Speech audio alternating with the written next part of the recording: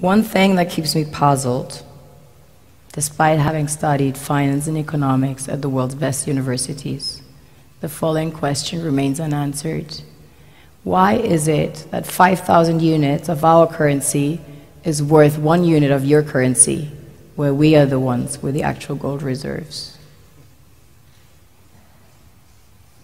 It's quite evident that the aid is in fact not coming from the West to Africa, but from Africa to the Western world. The Western world depends on Africa in every possible way, since alternative resources are scarce out here. So how does the West ensure that the free aid keeps coming?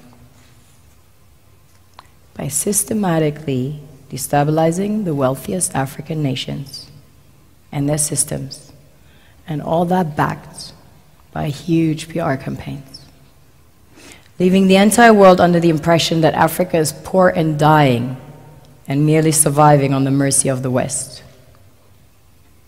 Well done, Oxfam, UNICEF, Red Cross, Life Aid, and all the other organizations that continuously run multi-million-dollar advertisement campaigns depicting charity porn to sustain that image of Africa globally.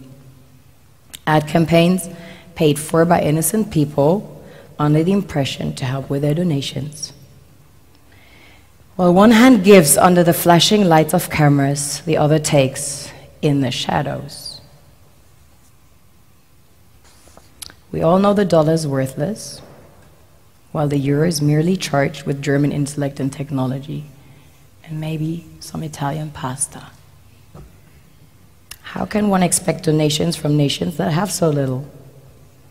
It is super sweet of you to come with your colored paper in exchange for our gold and diamonds.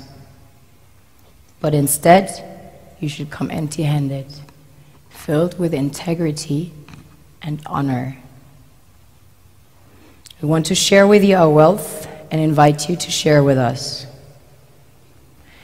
The perception is that a healthy and striving Africa would not disperse its resources as freely and cheaply, which is logical.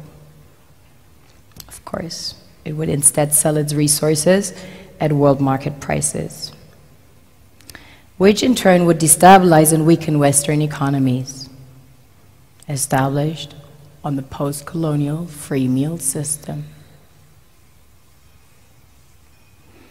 Last year, the IMF reports that 6 out of 10 of the world's fastest growing economies are in Africa, measured by their GDP growth. The French Treasury, for example, is receiving about $500 billion year in, year out, in foreign exchange reserves from African countries based on colonial debt they forced them to pay. Former French President Jacques Chirac stated in an interview recently that we have to be honest and acknowledge that a big part of the money in our banks comes precisely from the exploitation of the African continent. In 2008, he stated that without Africa, France will slide down in the rank of a third world power. This is what happens in the human world, the world we have created.